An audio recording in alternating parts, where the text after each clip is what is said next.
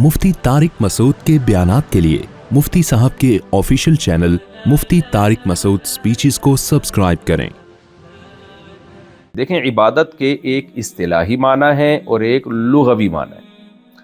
लुग़वी और इस्तिलाही किसे कहते हैं? देखें, हम किसी भी लफ्ज़ को ना एक टर्म होती है, उसमें जब यूज़ करते हैं तो उसका मतलब कुछ और होता है, और आम माना में जब यूज़ कर रहे होते हैं तो उसका मफ़हूम कुछ और बन जाता है।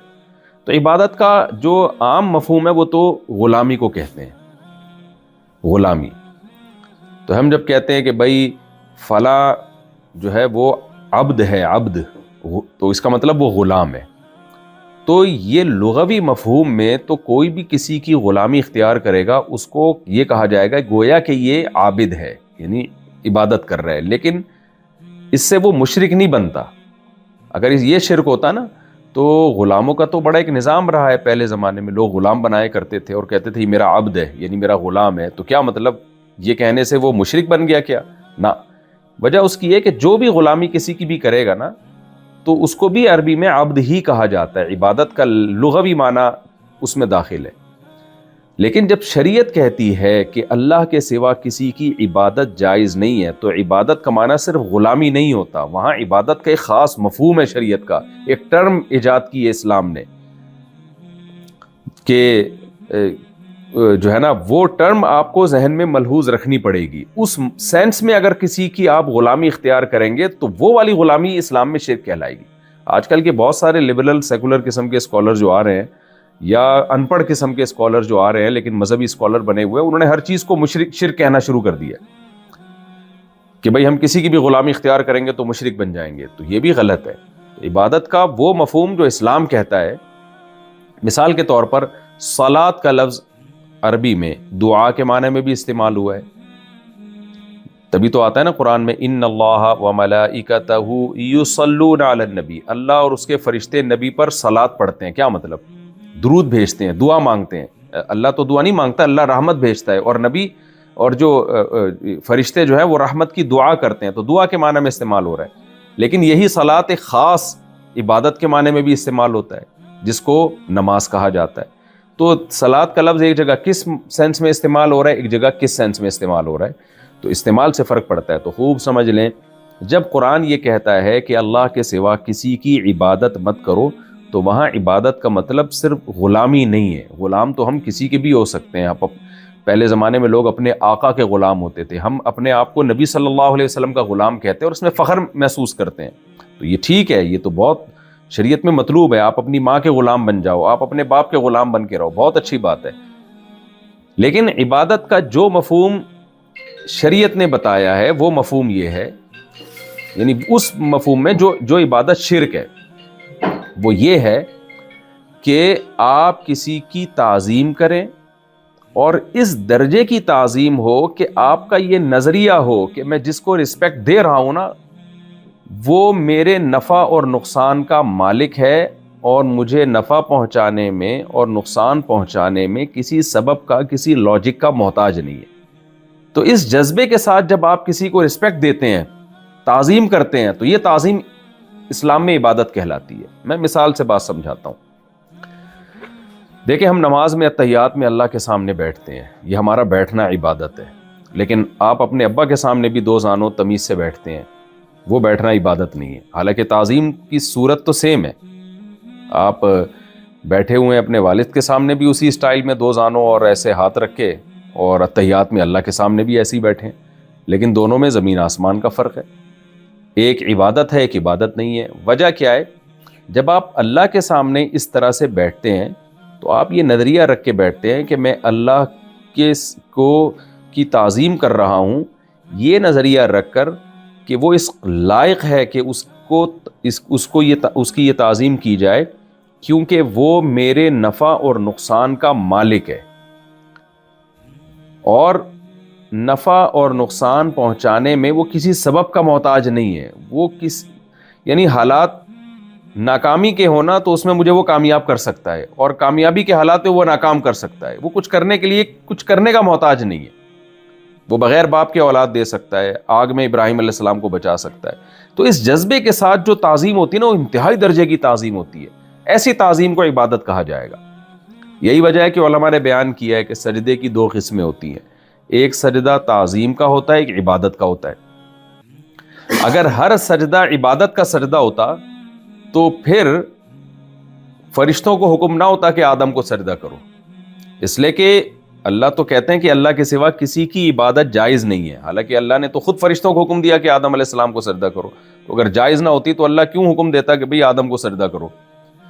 تو اسی وجہ سے اللہ نے حکم دیا کہ وہ سجدہ عبادت والا نہیں تھا، وہ صرف آدم علیہ السلام کو ایک رسپیکٹ دینا تھا۔ اس میں یہ کانسیپٹ نہیں تھا کہ ہم آدم کے سامنے سر جھکائیں گے تو آدم ہماری بگڑی بنائیں گے اور آدم ہمیں نفع اور نقصان پہنچائیں گے، نہ نہ نہ بھائی، یہ تو مٹی کے بنے ہمارے سامنے بنے، یہ بھی اپنے نفع اور نقصان کے مالک نہیں ہے اور ہم بھی اپنے نفع اور نقصان کے مالک نہیں ہیں، یہ ہمارے نفع نقصان کے مالک نہیں، ہم ان کے نفع نقصان کے مالک نہیں، تو صرف سر کو زمین پہ رکھا گیا ہے۔ تو یہ والا سجدہ تعظیم کا سجدہ تھا، یہ شرک والا سجدہ نہیں تھا، کیونکہ شرک والا سجدہ ہوتا، عبادت والا سجدہ ہوتا تو اللہ پابندی لگاتا، کیونکہ اللہ نے اپنی عبادت کے علاوہ ہر ایک کی عبادت کو حرام قرار دیا ہے۔ یعقوب علیہ السلام کے بھائیوں نے سجدہ کیا یوسف علیہ السلام، یعقوب علیہ السلام کے بیٹوں نے سجدہ کیا یوسف علیہ السلام کے سامنے، وہ بھی تعظیم والا سجدہ تھا۔ تو پتہ یہ چلا کہ بھائی ایک تعظیم ہوتی ہے اور ایک ہوتا ہے اس کانسیپٹ کے ساتھ کسی کو کی تعظیم کرنا کہ یہ آپ کے نفع اور نقصان کا مالک ہے۔ جب اس کانسیپٹ کو سامنے رکھ کر آپ کسی کو رسپیکٹ دیتے ہیں اور تعظیم والا عمل کرتے ہیں، یہ عمل عبادت کہلائے گا اور یہ اللہ کے سوا کسی کے لیے حلال نہیں ہے، خوب سمجھ لیں۔ ہاں، اس امت میں تعظیم والے سجدے پر بھی اللہ نے پابندی لگا دی تاکہ شرک کا دروازہ ہی بند ہو جائے، خوب سمجھ لیں۔ ایک بات تو یہ ہو گئی۔ دوسری بات یہ کہ شریعت میں کچھ مواقع ایسے ہیں جہاں آپ کی نیت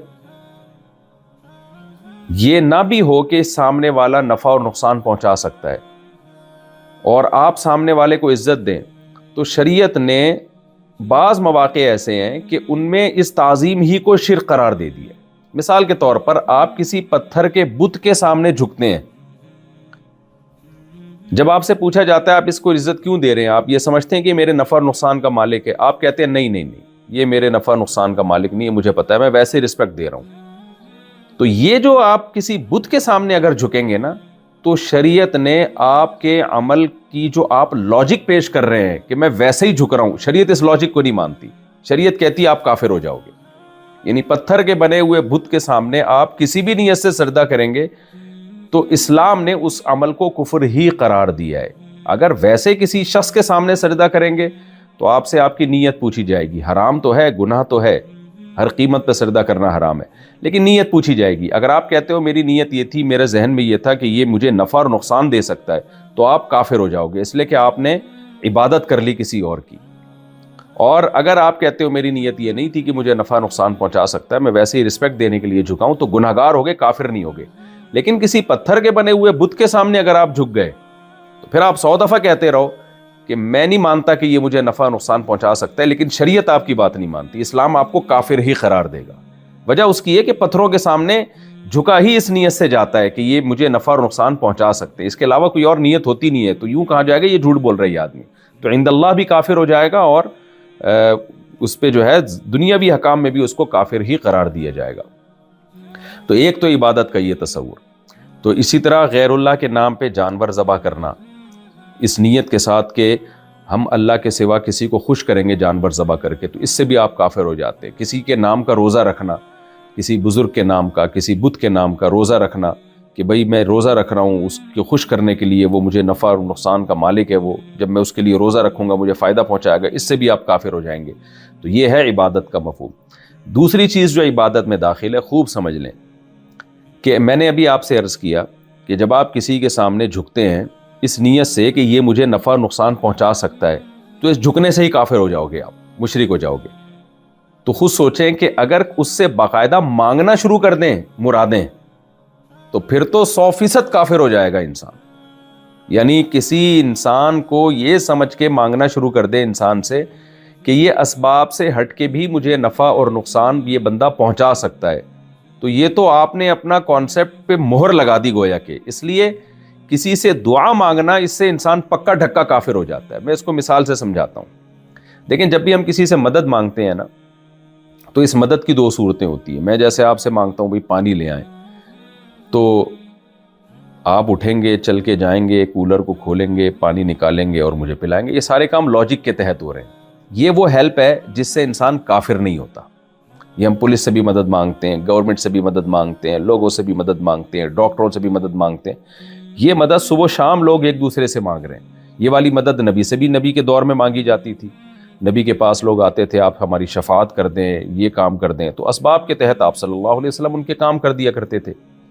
تو یہ مدد سب سے مانگی جا سکتی ہے. ہم ڈاکٹروں سے ہیلپ لے رہے ہوتے ہیں، پولیس سے ہیلپ لے رہے ہوتے ہیں. مدد ایک وہ ہوتی ہے کہ آپ کو پتہ ہے کہ اسباب کی دنیا میں یہ کام ہونا ممکن ہی نہیں ہے، پھر آپ کہو کہ یار تم یہ کام کر دو. اس کا مطلب آپ سمجھتے ہو کہ اس کو کچھ ایسی طاقتیں ہیں کہ یہ کسی لاجک کے بغیر بھی کام کر دیتا ہے. اب جیسے حضرت مریم کو اللہ تعالیٰ نے شوہر کے بغیر اولاد دے دی. یہ کام کوئی ڈاکٹر نہیں کر سکتا. کوئی میڈیسن ایجاد ہوئی نہیں ہے کہ شوہر کے بغیر اولاد ہو جائے، باپ کے بغیر بچہ پیدا ہو جائے. کوئی ہے ہی نہیں. یعنی یہ سائنٹیفکلی ممکن ہی نہیں ہے. اسی طرح سائنٹیفکلی یہ ممکن ہی نہیں ہے کہ کوئی آگ میں جائے اور جلے نہیں، اور اس کے باڈی پہ کوئی کیمیکل بھی نہ لگا ہوا ہو. آپ کوئی آگ میں جل رہا ہے، آپ کسی بزرگ سے کہتے ہو کہ آپ کچھ پھو کرو اور یہ جو ہے نا یہ جلنے سے بچ جائے، اور آپ کو اللہ نے یہ طاقت دی ہے کہ آپ یہ کر سکتے ہو. اس کا مطلب آپ یہ سمجھتے ہو کہ اللہ نے اس شخص کو اسباب سے ہٹ کے بھی کچھ اختیارات دیے ہوئے ہیں. تو جب بھی آپ نے یہ کانسیپٹ آپ نے رکھا کہ کسی شخص کو، کسی جن کو، کسی فرشتے کو، کسی پیغمبر کو، کسی بزرگ کو خود سے اختیارات ہیں یا اللہ کے دینے سے اختیارات ہیں کہ وہ اسباب سے ہٹ کے بھی کچھ کام کر سکتا ہے، تو جہاں آپ کا یہ نظریہ بنا آپ اسی وقت اسلام سے خارج ہو جاؤ گے.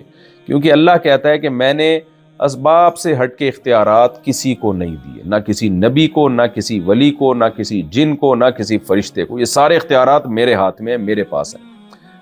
تو اسی وجہ سے ہمیں سورہ فاتحہ میں یہ جو کہا گیا نا ایاک نعبد، اے اللہ ہم تیری ہی عبادت کرتے ہیں. تو یہاں عبادت سے اصطلاحی معنی مراد ہے، لغوی معنی، ڈکشنری والا معنی مراد نہیں ہے. اصطلاح جو ٹرم ہے یہ مراد ہے. تو آگے اللہ نے عبادت ہی کا جو سب سے بڑا حصہ ہے نا دعا، اس کا اللہ نے تذکرہ کر دیا. وَإِيَّاكَ نَسْتَعِينُ، اے اللہ مدد بھی ہم صرف تجھی سے طلب کرتے ہیں. یعنی مدد سے کون سی مدد؟ اسباب سے ہٹ کے. جیسے طوفان آ گیا اور آپ کو پتہ ہے اب نہ پولیس پہنچ سکتی ہے، نہ کوئی گورنمنٹ ہمارے لیے مدد کو پہنچ سکتی ہے، اور سمندر میں ہم گھرے ہوئے ہیں. ایسے موقع پہ آپ کو پتہ ہے بھئی سمندر کی موجوں کو تھامنے کی طاقت صرف اللہ کے ہاتھ میں. تو ایسے موقع پہ آپ اللہ کے سوا کسی ولی بزرگ کو پکاریں گے تو آپ کافر ہو جائیں گے. جہاں بھی مصیبت میں جب آپ کو پتا ہو کہ اب اسباب کی دنیا میں کوئی مجھے نہیں بچا سکتا، تو ایسے موقع پہ صرف اللہ کو پکارا جائے گا. اور ایسی پکار کو اسلام دعا کے لفظ سے تعبیر کرتا ہے. یہ عام پکار نہیں، اس کو دعا ایک نام دیا ہے. اس لیے دعا اللہ کے علاوہ کسی سے جائز نہیں ہے.